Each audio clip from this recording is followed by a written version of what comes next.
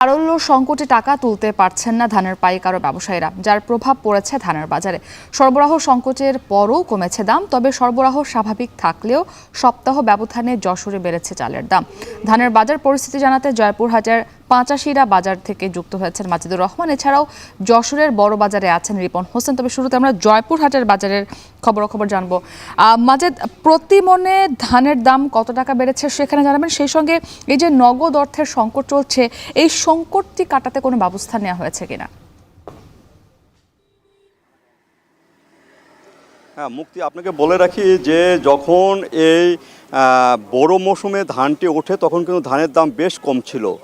প্রকারভেদে ধান কিন্তু বিক্রি হয়েছিল 1200 থেকে 1300-1400 টাকা। তারপরে কিছুদিন পরে কিন্তু ধানের দামটা আস্তে আস্তে বাড়তে থাকে এবং 1600 টাকা পর্যন্ত ঠেকেছিল চিকন কাটারি জাতের ধান, আর মোটা হাইব্রিড জাতের ধানটি হয়েছিল 1300 টাকায়। কিন্তু এই দেশের বর্তমান পরিস্থিতিতে গত কয়েকদিন ধরে যে তারল্য সংকট, ব্যাংকগুলো যে টাকা দিতে পারছে না এবং কয়েকদিন আগে মাত্র 1 লাখ টাকা নগদ তুলতে পারবেন ব্যবসায়ীরা এরকম বলা হয়েছিল, তারপরে কিন্তু আবার 2 লাখ টাকা তুলতে পারবেন ব্যবসায়ীরা, এইটি কিন্তু সার্কুলার জারি করেছে বাংলাদেশ ব্যাংক। এই কারণেই কিন্তু ব্যবসায়ীরা ব্যাংক থেকে টাকা উঠাতে পারছেন না এবং না উঠানোর কারণে তারা যে ধান হাট বাজারগুলোতে ধান কিনবেন কিংবা চাল কিনবেন এই টাইপের কাজগুলো তারা করতে পারছেন না। ফলে একটা নেতিবাচক প্রভাব পড়েছে এখানকার বাজারের উপর। ধানের বাজারে আজকে যেখানে আছি জয়পুরহাটে 85 নামক একটি ধানের বাজার, যেটি প্রতিদিনই এই বাজারটি বসে।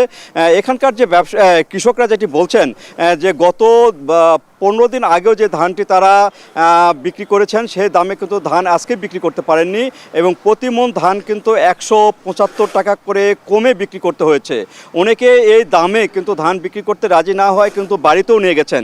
এই অবস্থায় কিন্তু ধান এখানে কেনাবেচা হচ্ছে, অর্থাৎ টাকার অভাবে, ব্যাংকের নগদ টাকার অভাবে কিন্তু ধান ব্যবসায়ীরা কিনতে পারছেন না। এর প্রভাবটা কিন্তু স্পষ্টতই পড়েছে হাট বাজারগুলোতে।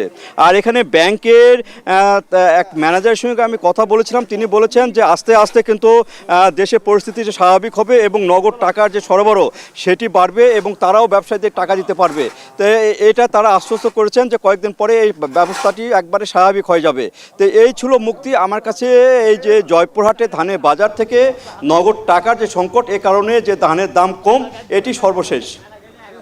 এবারে যশোরের খবর জানবো। রিপন, সপ্তাহ ব্যবধানে চালের দাম কেজিতে কত টাকা বেড়েছে সেখানে, এবং এই যে সরবরাহ স্বাভাবিক রয়েছে তারপরও দাম কেন বাড়তি? সপ্তাহের ব্যবধানে 3 থেকে 4 টাকা কেজি প্রতি চাউলের দাম বেড়েছে। আমরা রয়েছি যে বড় বাজারে, এই বড় বাজারে আমরা দেখছি যে মিনিকেট যে চাউলটি রয়েছে সেটি 68 টাকা বিক্রি হচ্ছে, যেটি এক সপ্তাহ আগেও 65 টাকা বিক্রি। আর এটি এক সপ্তাহ আগে 84 টাকা ছিল, পাইজাম 58 টাকা বিক্রি হচ্ছে, যেটি 54 টাকা।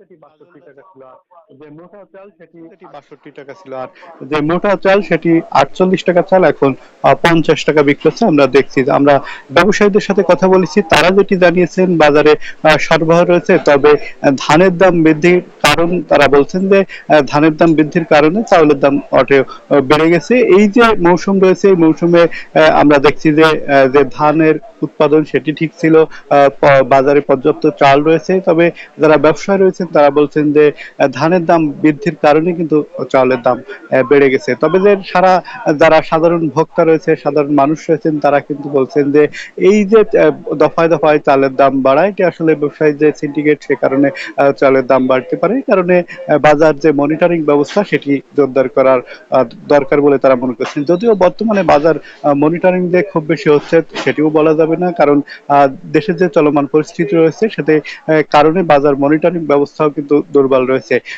এই অবস্থাতেই আসলে চালের দাম বেড়েছে এমনটি দাবি করছেন যারা সাধারণ মানুষ রয়েছে। তবে যারা ব্যবসায়ী রয়েছেন তারা বলছেন যে তারা যে ক্ষুদ্র ব্যবসায়ী, বিশেষ করে যারা বলছেন যে তারা যে দামে কেনে তার থেকে একটু বেশি দামে বিক্রি করে থাকেন।